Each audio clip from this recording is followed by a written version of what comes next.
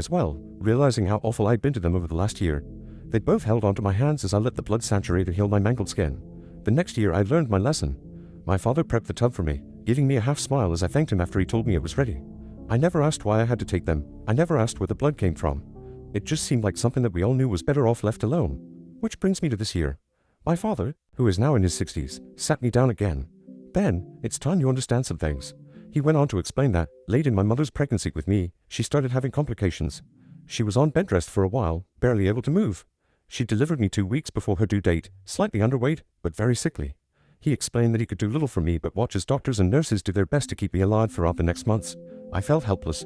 "I begged to trade places with you and take the suffering you were going through from you," he told me, reaching forward and taking my hands. There was this man. I had seen him at the hospital often. He saw what we were going through, our family. And he offered me something. Told me he knew a way to help keep you alive. I didn't want to hear it. I told him to leave me alone, but he persisted. Claimed he was an angel of sorts. As you got sicker and sicker, closer to death's door, he kept telling me he could help. I shook my head. This was a lot to take in, all new information to me.